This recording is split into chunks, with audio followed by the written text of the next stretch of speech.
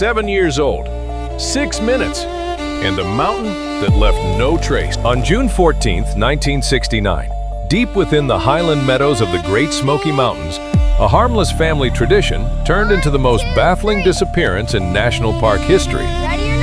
7-year-old Dennis Martin was playing a simple game of hide-and-seek with his brother and cousins at Spence Field.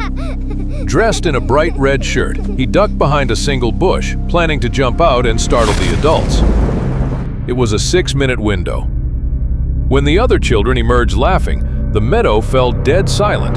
Dennis was gone. Within 3 minutes, his father was sprinting down the rugged trails, screaming his son's name into the dense wilderness. But the forest gave nothing back. What followed was not just a search, it was a chaotic, military-led operation involving over 1,000 people, elite Green Berets, and an elite wall of secrecy.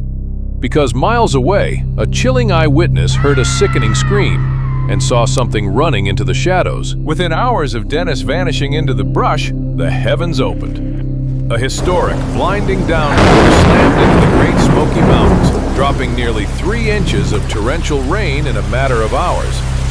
Flash floods tore through the steep ravines, completely scrubbing away any potential tracks, clothing fibers, or scents the tracking dogs could follow. The response quickly swelled into the largest search and rescue operation in national park history.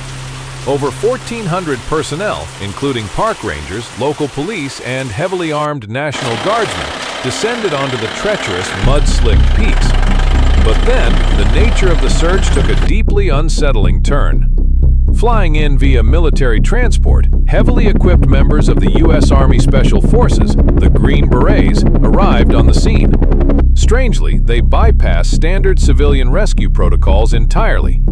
Setting up an isolated private communications grid, they refused to share radio channels or coordinate maps with the local park rangers. They fanned out into the darkest, most inaccessible corners of the wilderness on their own private mission. To the civilian volunteers, it felt less like a rescue mission and more like an active tactical recovery. While an army of searchers combed the muddy grid around Spence Field, a chilling piece of data emerged from a completely different coordinate.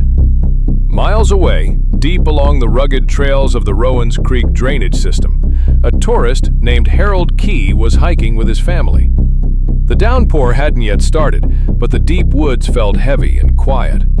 Suddenly, a sound ripped through the ancient trees, an enormous, sickening scream that sounded like a young boy in absolute distress.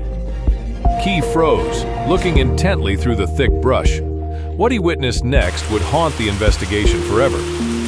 Moving rapidly up the steep mountainside was a shaggy, unkempt man who appeared to be actively avoiding the public trails. Over his shoulder, the figure carried a small bundle. A bundle wrapped in a bright, vibrant red fabric. By the time park authorities connected the dots between Harold Key's sighting and the timeline of the hide-and-seek game miles away, the storm had arrived, erasing the wilderness slate clean. Dennis Martin and the figure in the shadows were gone, leaving behind an empty meadow, a shattered family, and a gap in the wilderness that has never been closed. The mountains don't remember names. They only remember the silence that follows a scream. Deep within the woods, a killer was on the run, leaving behind a single chilling clue. What really happened in those 6 minutes? And why did the trail go completely cold? The wilderness keeps its secrets, but we keep digging. If you want to uncover more chilling, forgotten mysteries and unsolved true crime cases that the mainstream missed, click the video on your screen right now to dive into our next unsealed case file, and subscribe to make sure you never miss what happens behind the yellow tape. Don't let the truth stay buried in the woods. This is Case File Unseen. See you in the next shadow.